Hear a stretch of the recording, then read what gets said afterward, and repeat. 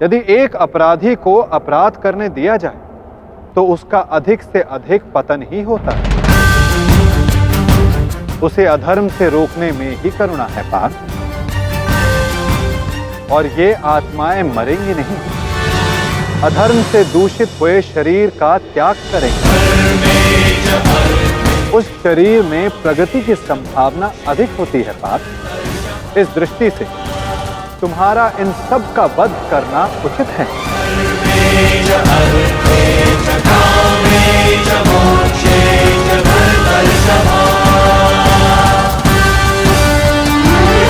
मनुष्य का शरीर उसकी संपत्ति भी है और उसकी मर्यादा भी।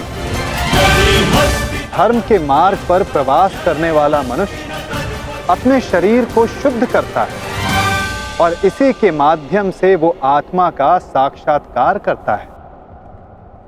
इसी को क्षेत्र क्षेत्रज्ञ संबंध कहा जाता है पार्थ।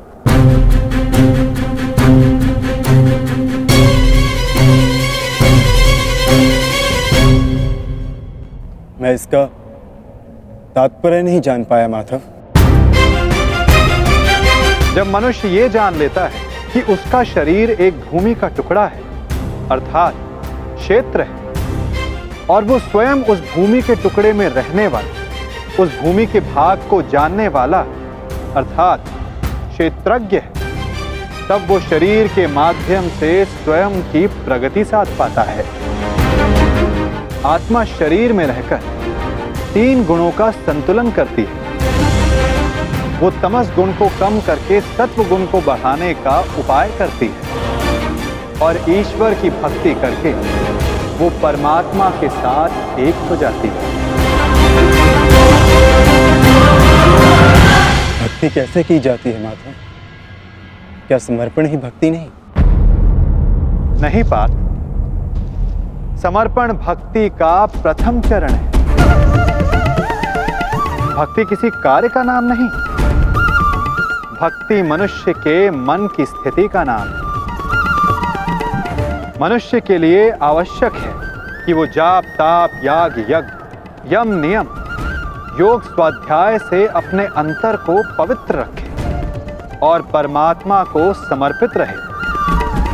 अपने सारे कार्यों का फल, जीवन का प्रत्येक श्वास परमात्मा को समर्पित करता रहता है। यदि भक्ति केवल मन की स्थिति है तो जप तप आदि का क्या महत्व है माधव? जिस प्रकार आज का धुला हुआ पात्र कल को मलिन हो जाता है, ठीक उसी प्रकार मनुष्य का मन परमात्मा की भक्ति से बार बार विमुख हो जाता है पार्थ। इसलिए आवश्यक है कि मनुष्य जाप ताप स्वाध्याय के माध्यम से स्वयं को निरंतर स्मरण करवाता रहे कि उसका जीवन परमात्मा को समर्पित है।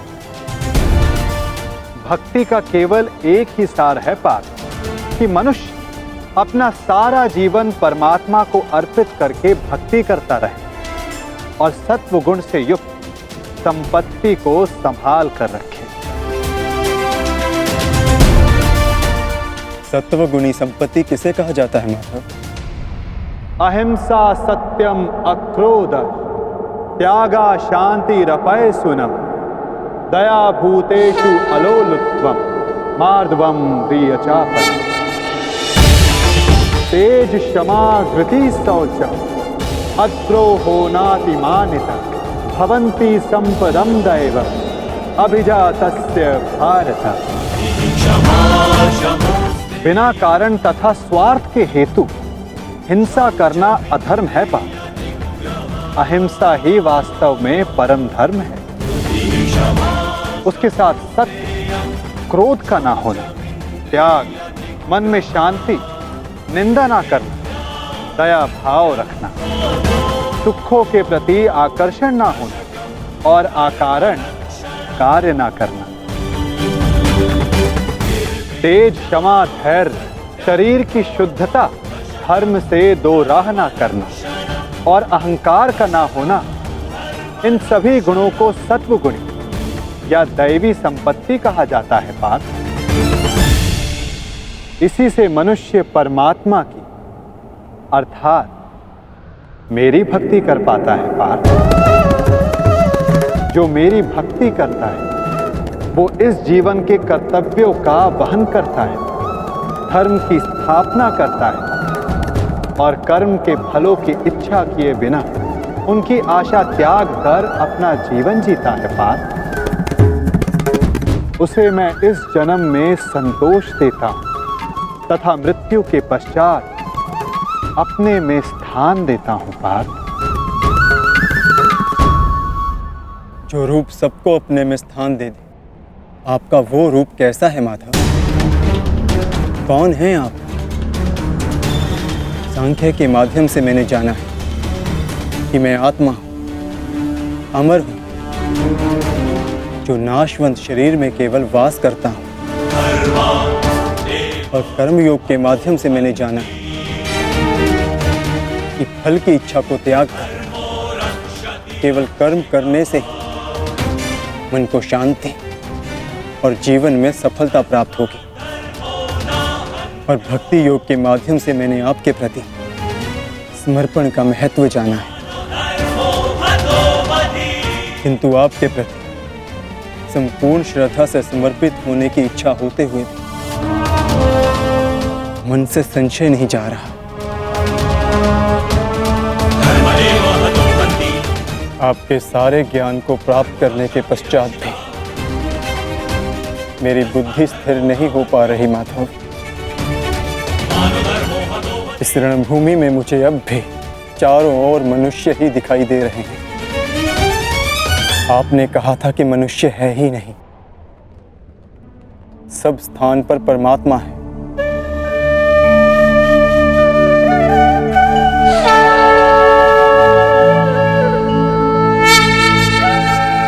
तो उस परमात्मा का रूप मुझे दिखाइए माधव, और मेरे सारे संदेहों का नाश कीजिए।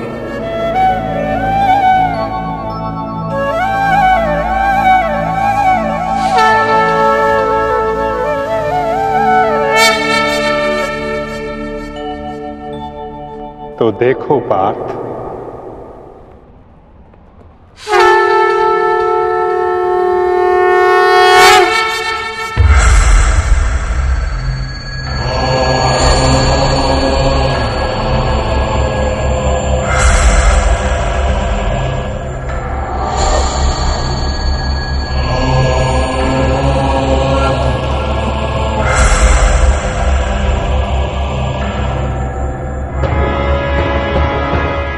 माधव,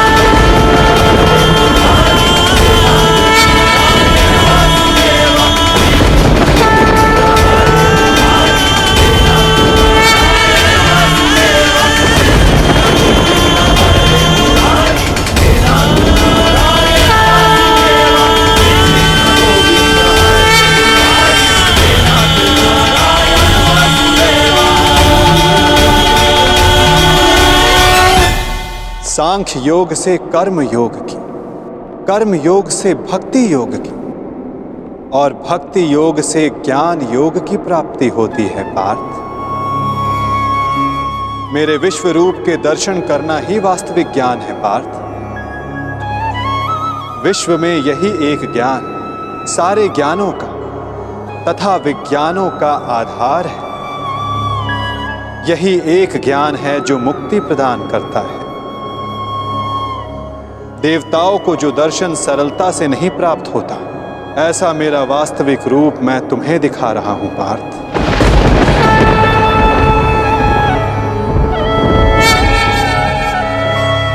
बीजम मम सर्वभूतानां विधि पार्थ सनातनम बुद्धिर्बुद्धिमतम् अस्मि तेजस तेजस्विनम् अहम्।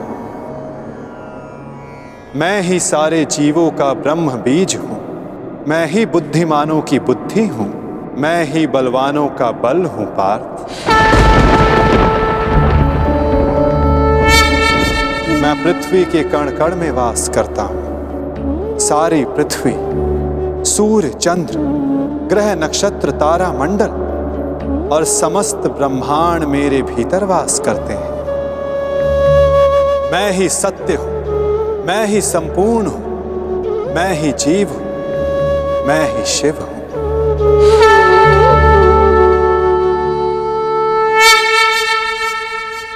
अक्षरों में आकार हूं, वेदों में सामवेद हूं, देवों में इंद्र हूं, प्राणियों में चेतना हूं,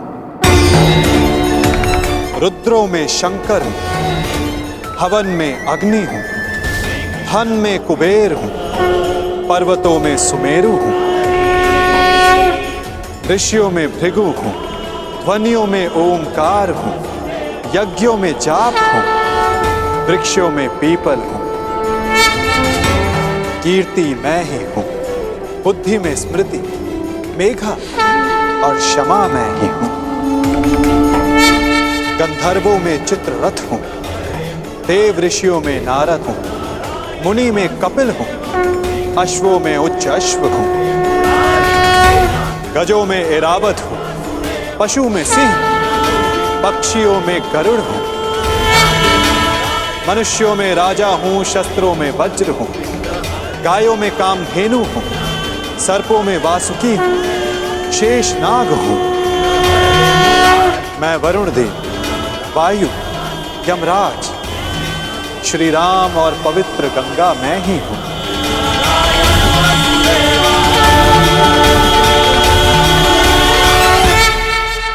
सृष्टि का आदि, मध्य तथा अंत मैं हूं। ब्रह्म विद्या हूं, महाकाल हूं, ब्रह्म हूं, प्रभाव हूं।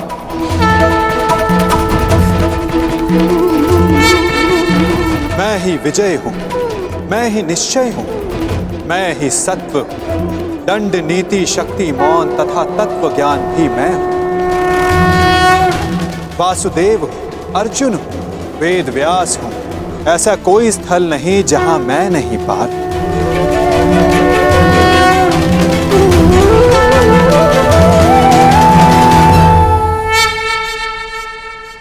मैं ही समय हूं, मैं ही काल हूं, मैं ही मृत्यु भी हूं पार। और यहां उपस्थित सभी मनुष्यों की मृत्यु बन के भी मैं ही खड़ा हूं पार। यदि तुम शस्त्र नहीं उठाओगे तब भी मैं इन सब का नाश कर दूंगा। अपने मोह को त्यागो पार्थ, अपने कर्तव्य को देखो, धर्म का भार उठाओ, अपना गांडीव उठाओ और सर संधान करो पार्थ। युद्ध करो, युद्ध करो पार्थ।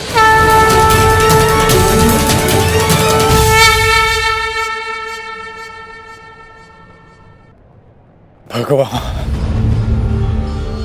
माधव, मधुसूदन,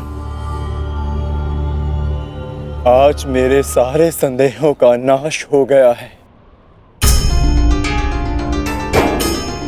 हे नारायण, हे माधव, ये मेरा सौभाग्य है कि मैं स्वयं आपके वास्तविक अवतार का साक्षी बना। आपके ज्ञान के प्रकाश से मुझे मेरी शंकाओं के अंधकार से निकालकर मुझे उचित मार्ग दिखाने के लिए आपका धन्यवाद। आपको मार्गदर्शक रूपी पाकर आज मेरा जीवन धन्य हो गया।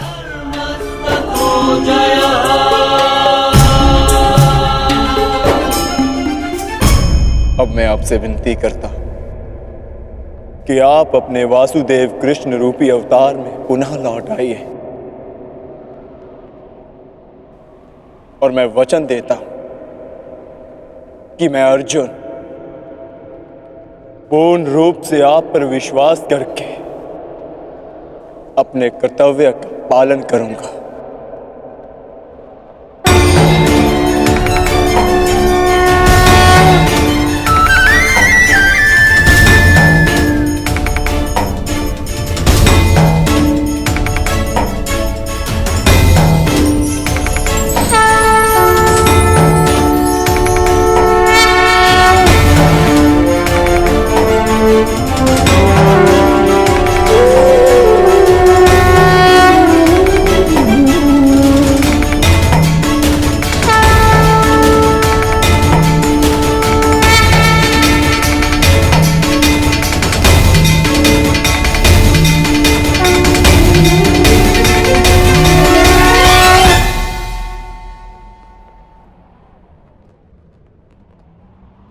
उठो पार्थ, जिसका आरंभ किया है उसका समापन करना है तुम्हें। इस अधर्म का नाश करके नया प्रारंभ करना है तुम्हें अपना कर्तव्य पूर्ण करना है पार्थ। उठो।